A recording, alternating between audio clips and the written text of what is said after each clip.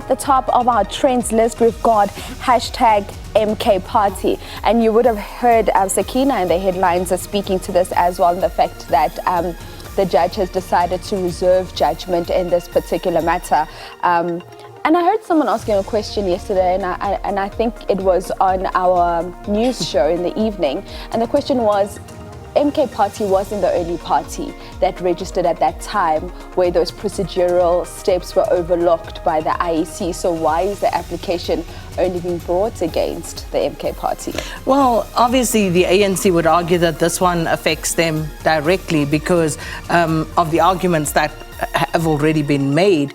It's about, if you want to take it further, a trademark issue, so to speak, about the logo that MK Party is using, also the name of Umkhonto weSizwe, which, as we know, was the military wing of the ANC before it was disbanded. But the ANC will argue, of course, that it still has the MK veterans within its ranks, and therefore its association with the name, I suppose, is somewhat sacrosanct. So all of those arguments being made in the electoral court in a matter ultimately between the ANC and the IEC. Yes. About the registration of MK Party.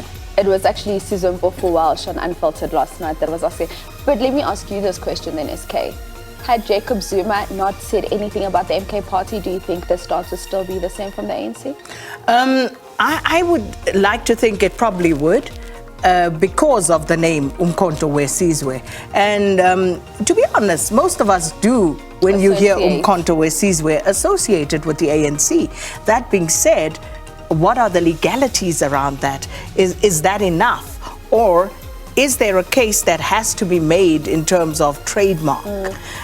So I don't know. The legal eagles will tell us more. I'm a legal eagle, but I'm not a trademark lawyer. Go for it. I'm not a trademark lawyer. You see, so these are some of the questions, I guess, that we'll be grappling with. But remember, back in the day when a COPE was established, the ANC also had opposition to that, Congress of the People, which spoke to what happened in 1955, I think it was, where the adoption of the Freedom Charter in Kliptown. So it's not the first time that there has been opposition to a name being registered. But the Electoral Court has to do its job, and we'll find out what it has to say. Indeed. Let's move on now into the next trending topic, and this one is Lerato Kganyago. So you would have seen on X yesterday, there's a gentleman that posted a video speaking about, they have taken my house, my car, my belongings, I can't see my child, and they know who they are. And referring to Lerato Kganyago, who then goes on and posts, she says, I don't know this man. I don't know you. I don't have a child with you or with anyone else. And she says if anyone can come and prove otherwise, she'll give them money cash. Eventually it escalated to R1 million that she would give.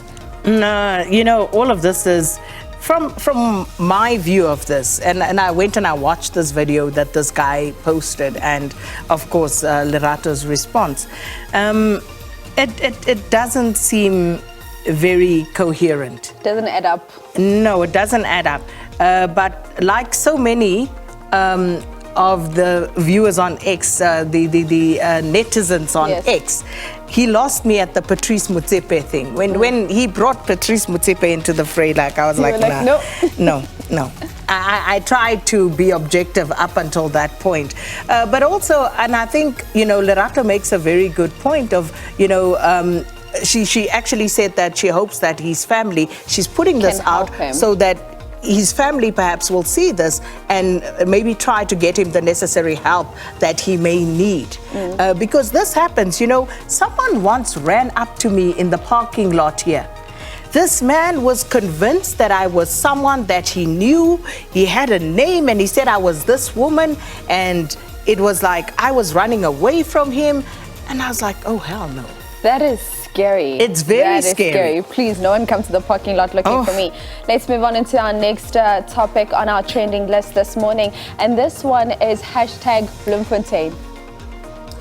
All right, with regard to Bloemfontein, of course, all the activity that was taking place in the judicial capital of the nation yesterday, the electoral court matter. Remember, there was also the address by Jacob Zuma after that electoral court sitting, and it was interesting, the address he gave around the history of Umkhonto we're talking about himself, as an operative in the underground structures of the ANC and so on. So lots happening in the streets of Bloemfontein yesterday, among other things. So that's why the city is trending, because of everything that was happening there yesterday.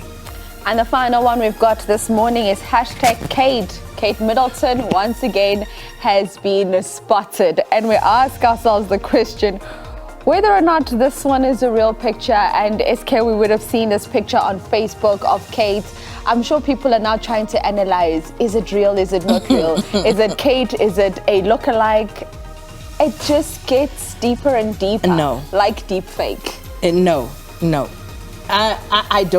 I don't get it. Someone needs to break like this down to me. Listen, I don't care. Like, if Kate and William went for a stroll, good on them. Why is this a thing? And there I was yesterday switching on around midday the television, and there is Sky News having a full-on discussion about this picture and, whether it was real or not. They went for a stroll. Guys, why is this so important? I think generally people that love news around the royal family just want to know where Kate is. And then?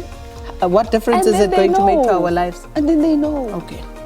I apologize to the royalist, wanted to know if royal you come watchers. to the parking lot. He wanted to know. Okay. Thank you, Vusiwe.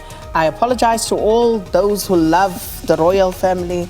Me, I don't get it. I'm with you. Yeah, I'm with you. Kate is trending, has been trending.